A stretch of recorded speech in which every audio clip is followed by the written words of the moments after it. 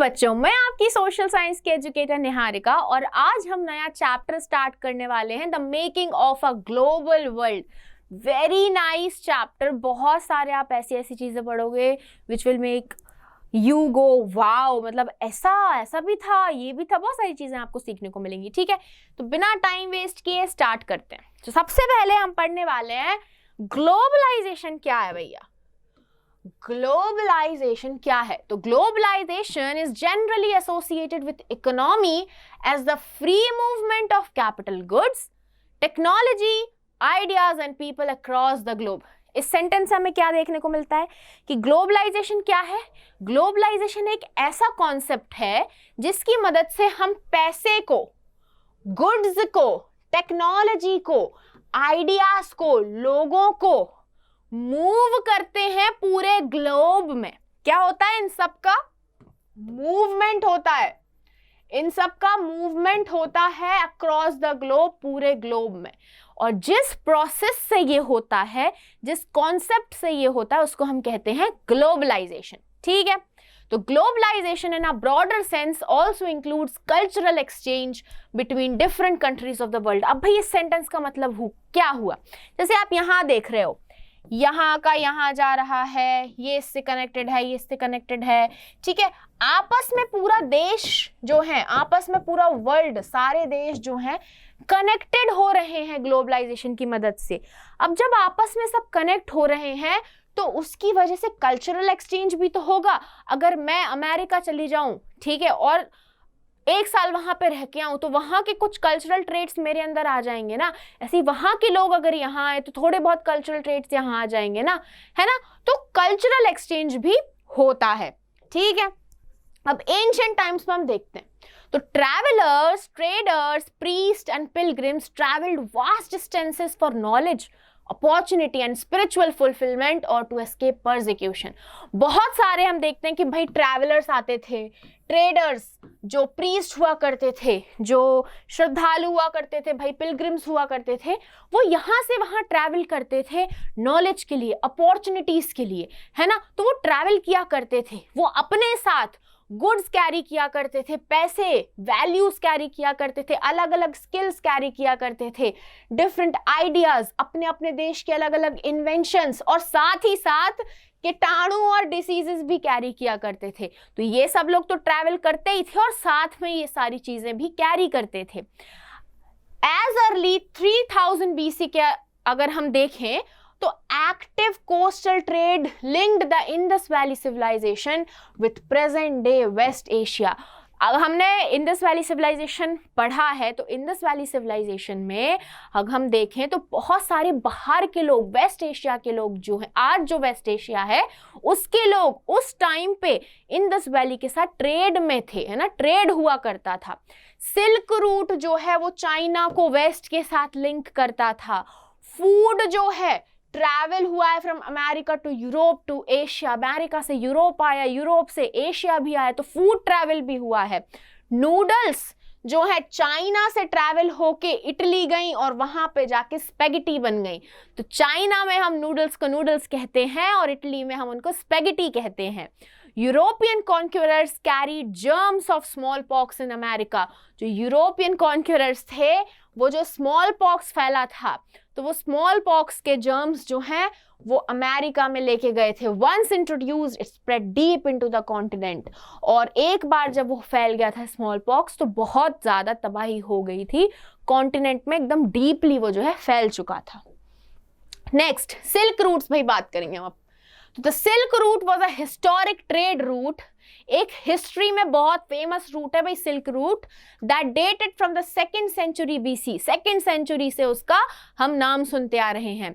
The silk routes point to the importance of west bound Chinese silk cargoes along this route. तो इस root में Chinese silk भाई जो है वो बहुत फेमस हुआ करता था। ठीक है, इसको इंपॉर्टेंस बहुत दिया जाता था। Until the 14th century AD it stretched from Asia to Mediterranean. Asia से मेडिटेरेनियन तक का ये रूट था। ठीक है, अब बीच बीच में चाइना आता था, इंडिया आता था, पर्शिया आता था, अरेबिया आता था, ग्रीस आता था और फिर इटली आता था। तो अब देख रहे हो भाई कितना बड़ा रूट था ये, है ना, कितने सारे देशों का कल्चर आपस में मिक्स होता होगा। It was dubbed the silk route because of the heavy silk trading. अब इसको भाई सिल्क रूट क्यों कहते थे? क्योंकि इस रूट पे सिल्क को बहुत ज्यादा ट्रेड किया जाता था, ठीक है, सिल्क ट्रेडिंग की जाती थी इस पीरियड में। Silk was a very expensive thing उस टाइम पे, और चाइनीज सिल्क को बहुत अच्छा माना जाता था, ठीक है। तो सिल्क जो है that was a very very very, कहते हैं ना, बहुत रिच लग्जूरियस चीज मानी जाती थी और लोग बहुत पसंद करते थे उसको पहनना, ठीक है। नेक्स्ट, अब food travel, spaghetti and potato, भाई फूड भी ट्रैवल हुआ है साथ साथ में। तो ट्रेडर्स और जो ट्रैवलर्स हैं उन्होंने जहां जहां वो गए वहां वहां नया फूड, है ना, नया फूड इंट्रोड्यूस किया। तो स्पेगेटी, भाई नूडल्स जो हम वेस्ट में देखते हैं उनको हम स्पेगेटी कहते हैं ना भाई। वेस्ट साइड जाओ आप स्पेगेटी कहलाओगे, आप चाइना साइड जाओ दैट विल बी नूडल्स, है ना। तो चाइना से वेस्ट में नूडल्स ट्रैवल हुई और स्पेगेटी बन गई।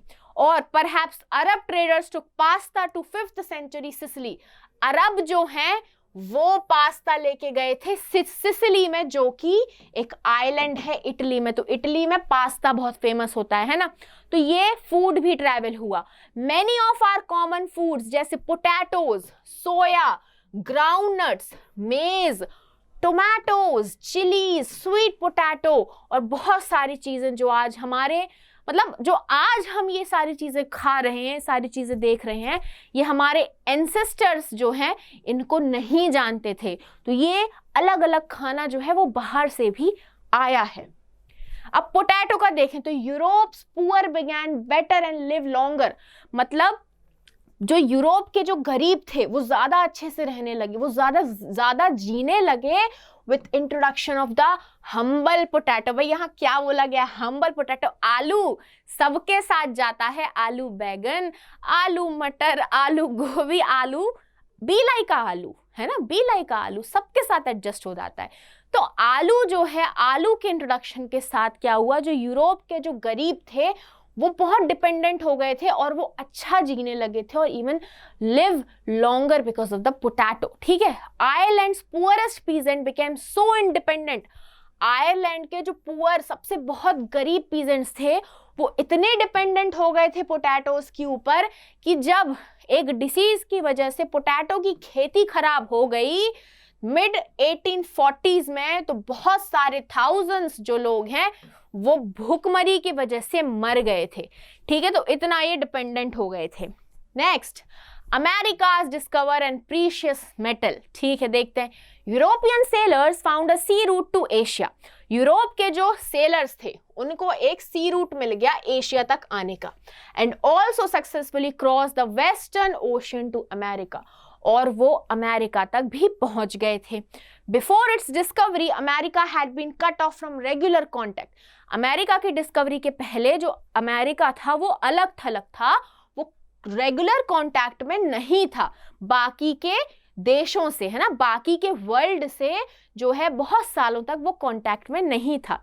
प्रीशियस मेटल्स पर्टिकुलरली सिल्वर, बहुत सारे इंपॉर्टेंट प्रीशियस मेटल जैसे सिल्वर जो है, माइंस, वहां पे सिल्वर जो है डिस्कवर हुआ कि भाई सिल्वर भी है।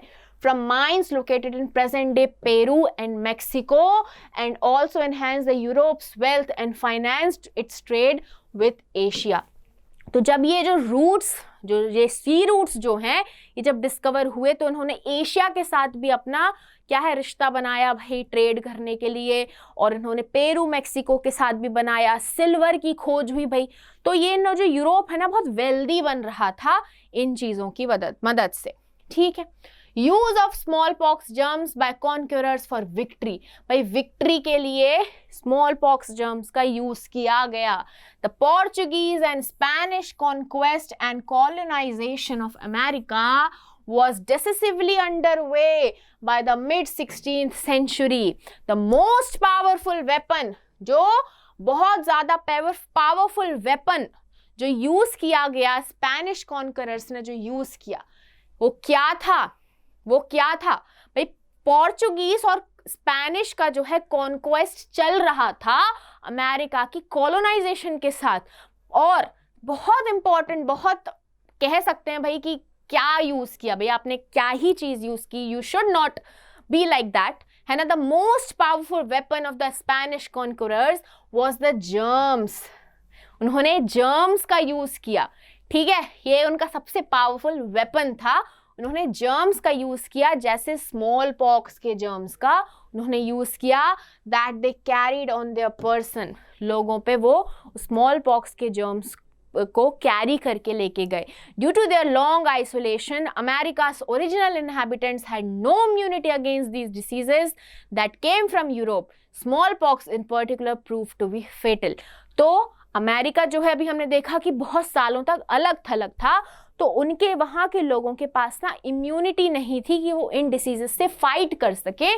तो वो जब यूरोपियंस इन सारी चीज़ों को लेके गए वहाँ पे, तो वो फेटल प्रूव हुआ, स्पेशली स्मॉल पॉक्स जो है बहुत फेटल प्रूव हुआ। और this was, I would say this was very bad, है ना। ऐसे ऐसे आप जर्म्स की उनसे आप उनको अटैक कर रहे हो, वेरी बैड। ठीक है भाई, अपने अपने लोगों की उनकी मर्जी। तो प्रॉब्लम्स इन यूरोप देखेंगे अब भाई, क्या प्रॉब्लम्स थी, ठीक है। Until the 19th century, poverty and hunger were common in Europe. Europe में 19th सेंचुरी तक पॉवर्टी और हंगर बहुत कॉमन था, कि वहाँ पे लोग भूखमरी भी थी वहाँ पे, और पॉवर्टी बहुत थी, ठीक है। Cities were crowded and deadly disease were wide spread. जो सिटीज थी वो बहुत क्राउडेड थी, बहुत ज़्यादा भीड़ भड़क्का थी, और बहुत डेडली डिसीजेज हुआ करती थी, ठीक है। डेडली, बहुत अलग अलग तरीके की खराब खराब बीमारियां वहां पे बहुत चलती थी, ठीक है। अब हम देखेंगे India and China till the 18th century. कैसा भाई था हमारा इंडिया और चाइना 18th सेंचुरी तक। In the 18th century, China and India were among the world's richest countries. China और इंडिया जो थे वो वर्ल्ड के रिचेस्ट कंट्रीज माने जाते थे। They were also preeminent in Asian trade, और भाई बहुत माने जाने जाते थे ये एशियन ट्रेड में, ठीक है। However, from the 15th century, China is said to have restricted overseas contacts and retreated into isolation. और कहते हैं कि 15 सेंचुरी से 15 सेंचुरी से जो चाइना है वो उसने खुद को रिस्ट्रिक्ट कर दिया था, और वो आइसोलेशन में चला गया था कि हमें बाकी के जो देश हैं, बाकी के जो वर्ल्ड है, उनसे हमें कांटेक्ट में नहीं रहना है, ठीक है। तो वो आइसोलेशन से में चला गया था। चाइना's reduced role and the rising importance of the America gradually moved the center of the world trade westwards. अब चाइना का जो रोल है वो कम हो गया, और अमेरिका को इंपॉर्टेंस दी जाने लगी, राइज होने लगी उसकी इंपॉर्टेंस, ठीक है। तो उसकी वजह से जो ट्रेड का, जो वर्ल्ड का जो ट्रेड सेंटर है वो वेस्ट वर्ल्ड तरफ मूव हो गया। यूरोप जो है वो बाहर निकल के आया as the centre of world trade, ठीक है। The 19th century, economic, political, social, cultural and technological factors interacted in complex ways to transform societies and reshape external relations. तो इकोनॉमिकली, पॉलिटिकली, सोशली, कल्चरली और technologically इन सारी चीज़ों ने आपस में interact किया। ये सारी चीज़ें आपस में इंटरैक्ट होके क्या करने लगी, सोसाइटीज़ को ट्रांसफॉर्म करने लगी, रीशेप करने लगी। इन सारी चीज़ों की मदद से जो सोसाइटी है वो ट्रांसफॉर्म होने लगी। Economist identify 3 types of movement और flows within international economic changes. और इकोनॉमिस्ट जो है वो कहते हैं कि 3 टाइप के जो है मूवमेंट्स या जो फ्लोज हैं वो आने लगे इंटरनेशनल इकोनॉमिक एक्सचेंजेस में। जब इंटरनेशनली जो है इकोनॉमिक एक्सचेंज हो रहे थे तो 3 टाइप के फ्लोज हमें देखने को मिलते हैं, ठीक है। तो 3 टाइप के फ्लोज क्या है? द फ्लो ऑफ ट्रेड, कि भाई ट्रेड फ्लो हो रहा है, flow of labour and the movement of the capital. Flow of trade मतलब गुड्स जैसे ग्रेन और क्लोथ हैं, ये फ्लो हो रहा है। जब ट्रेड हो रहा है तो जो गुड्स हैं, जो जैसे ग्रेन है, जो अलग अलग गुड्स हैं, उनका फ्लो हो रहा है, उनका एक्सचेंज हो रहा है। Flow of labour, people migrate कर रहे हैं काम की खोज में, है ना, नए एरियाज में जा रहे हैं टू सर्च वर्क, तो लेबर का फ्लो हो रहा है। movement of capital, investment of capital for a short and long period in all far off areas. दूर दूर एरियाज में लोग जा रहे हैं, इन्वेस्ट कर रहे हैं अपना बिजनेस करने के लिए, वहां पे प्रॉफिट कमाने के लिए.